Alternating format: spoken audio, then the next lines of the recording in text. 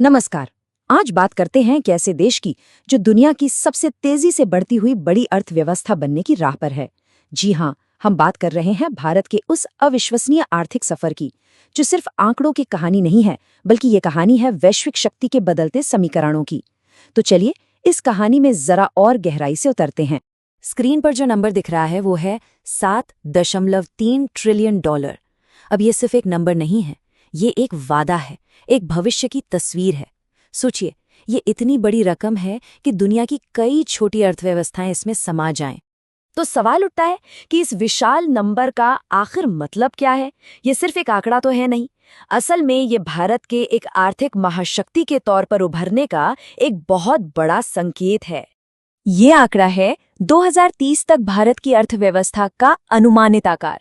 मतलब एक दशक से भी कम समय में भारत की इकोनॉमी इस अविश्वसनीय लेवल पर पहुंच सकती है। एक ऐसा लेवल जो ग्लोबल स्टेज पर भारत की जगह को हमेशा के लिए बदल कर रख देगा।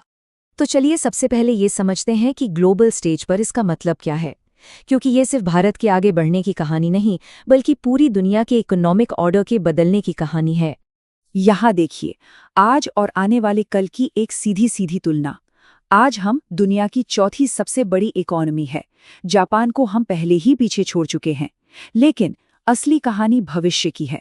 हम जर्मनी को पीछे छोड़कर दुनिया की तीसरी सबसे बड़ी आर्थिक शक्ति बनने की राह पर हैं। सुनने में ये बड़े दावे लगते हैं, है ना? पर सवाल ये है कि क्या इन दावों के पीछे ठोस नंबर भी हैं?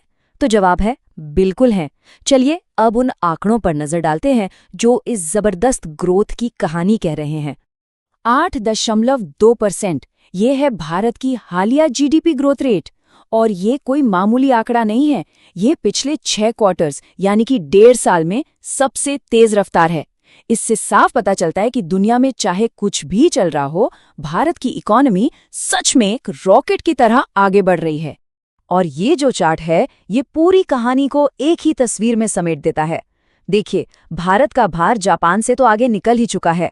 अगला नंबर जर्मनी का है और 2030 तक भारत का भार इन दोनों से कहीं ऊंचा होगा। मतलब हम एक बिल्कुल ही अलग लीग में पहुंच जाएंगे।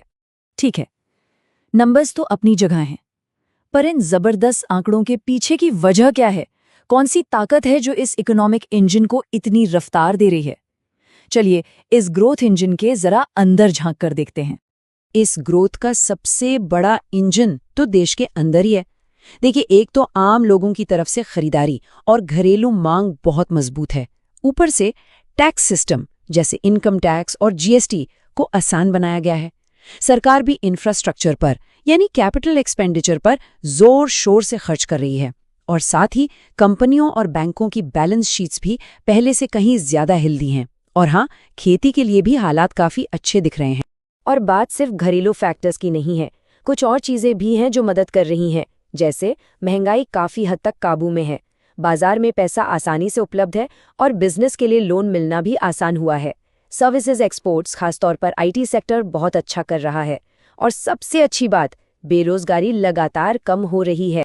तो जब ये सारे पॉजिटिव फैक्टर्स एक साथ आते हैं तो एक बहुत ही खास और अनोखी सिचुएशन बनती है। एक ऐसी सिचुएशन जिसे एक्सपर्ट्स एक खास नाम दे रहे हैं। तो ये गोल्डीलॉक्स पीरियड आखिर है क्या? देखिए, इकोनॉमिक्स में ये एक ऐसी सिचुएशन होती है जब सब कुछ जस्ट राइट होता है। मतलब ग्रोथ तो बहुत तेज हो रही है, लेकिन महंगाई वो बिल्कुल कंट्रोल में है। ये एक बहुत ही रेयर और एक तरह से आइडियल सिचुएशन है, किसी भी इकोनॉमी के लिए एक सपने जैसा। और ये सिर्फ कोई भारी विश्लेषण नहीं है, आधिकारिक बयानों में भी ठीक यही बात कही गई है।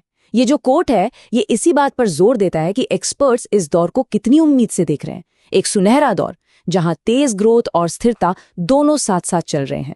लेकिन कहानी सिर्फ 2030 पर खत्म नहीं होती। इसके आगे एक और भी बड़ा और भी महत्वाकांक्षी लक्ष्य है। चलिए अब भारत के लॉन्ग टर्म विजन पर एक नजर डालते हैं।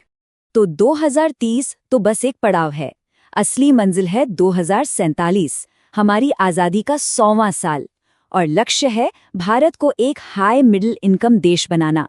आसान शब्दों में कहें तो इसका मतलब है कि देश के हर नागरिक के लिए बेहतर जीवन, ज्यादा आय और बेहतर अवसर। तो जैसे जैसे भारत दुनिया का इकोनॉमिक मैप फिर से बना रहा है, एक बड़ा सवाल हमारे सामने खड़ा होता है। इसका हम सब पर और बाकी दुनिया पर क्या असर होगा? यह एक ऐसा सवाल है जिसका जवाब आने वाला दशक लिखेगा और हम सब इस कहानी का हिस्सा होंगे। इसी सवाल के साथ आज की ये चर्चा यहीं समाप्त करते हैं। रिस्क सिर्फ मार्केट में होता है, प्लानिंग में नहीं। DGN कैपिटल मैनेजमेंट के साथ स्टॉक मार्केट, म्यूचुअल फंड और insurance. AMFI IRDAI certified. Your success are priority.